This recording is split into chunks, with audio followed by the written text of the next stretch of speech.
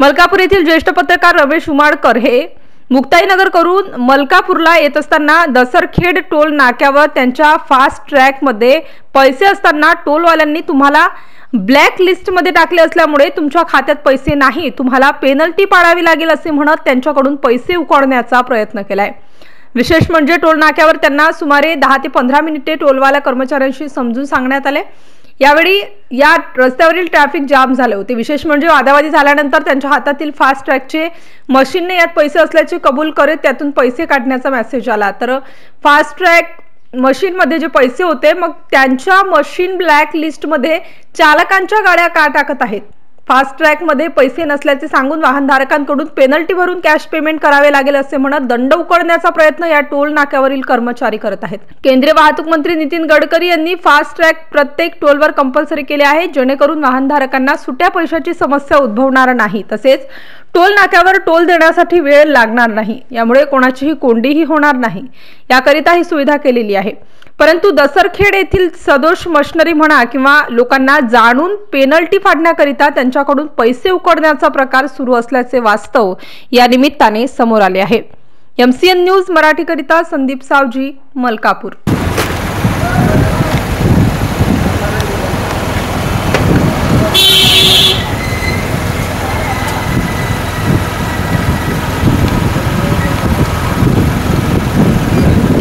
भाऊ थांबा, तुमच्या मशीन मध्ये काय बिघाड का बरं झाला? याच्यात पैसे होते की नाही, बॅलन्स आहे की नाही त्याच्यात? सर मी ते सांगतो तुम्हाला की तुम्ही झाला नाही झाला म्हणजे इथे 5 मिनिटं गेले की नाही आमचे, मग गव्हर्नमेंट कायदा काय होणार आहे की 1 मिनिटाच्या वर जर लागला तर फुकट टोल द्यायला पाहिजे, आणि तुम्ही 5-5 मिनिटं इथे गमावून राहिले ना। तुमच्या मशीन मध्ये प्रॉब्लेम आहे की नाही? रिकाम्या गोष्टी नंतर सांगा, पहिले तुमच्या मशीन मध्ये प्रॉब्लेम आहे की नाही सांगा। 5 मिनिटं आम्ही इथे उभे आहे की नाही, 5 मिनिटापासून पुन्हा काय आहे? टोलचं नाव काय? कोणाचा टोल आहे? Toll plaza. हा दसरखेड टोल प्लाझा दसरखेड। आणि इथला ठेकेदार कोण आहे? काय नाव आहे त्याचं? नाव आहे युनुस खान। युनुस खान, ठीक आहे। ते कोणी असो RK जैन, मला काय काय ठेकेदार RK जैन। RK जैन आम्हाला तर कम्प्युटर पाहिजे ना, हे पाहिजे ते उलट आम्ही परेशान होय राहिले ना, भाषिंग झालं पाहिजे ना।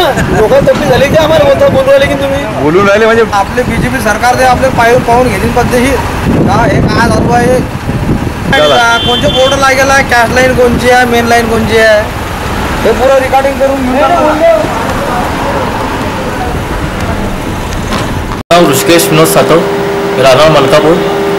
आम्ही मुक्ताईनगर गेलो होतो आणि तिकडनं येताना आमचा विषय असा आला आहे की जो फास्टॅगचा विषय असतो तिथं आम्हाला लेनमध्ये ब्लॅकलिस्ट दाखवला आधी, हालाकी आमच्या फास्टॅगमध्ये बॅलन्स होतं, ठीक आहे, आणि तेवढं की ब्लॅकलिस्ट आहे, त्याच्यामुळे तेवढं गाडी मागे घ्या, एकतर कॅश फाईन मला म्हटलं कॅब जर फास्टॅग असल्यावर आम्ही कॅश का भरतो।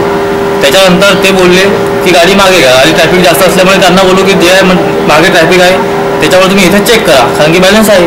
त्यांनी मशीनद्वारे चेक केलेलं नाही, मग त्यांनी गाडी मागे घ्यायला लावली, आणि मागे घेतल्यानंतर मग त्यांनी सेकंड लाईनला जेव्हा घेऊन गेले जेव्हा आम्ही तिथं तक्रार केली किंवा त्यांच्यावर असं बोललो की बॅलन्स असल्यावर तुम्ही काय चेक करत नाही, तेव्हा त्यांनी त्या मुलांनी तिथून हातात जी मशीन होती त्यांनी ते चेक केलं आणि आमचा फास्टॅग क्लिअर केला। या प्रोसेसला किती वेळ लागला तुम्हाला सगळा? याला जवळपास 10-15 मिनिट लागले आम्हाला, आणि त्याच्यामुळे मागे एवढी ट्रॅफिक जाम झाली होती की खूप अक्षरशः ट्रकांचं म्हणजे ट्रॅफिक जाम झाली होती।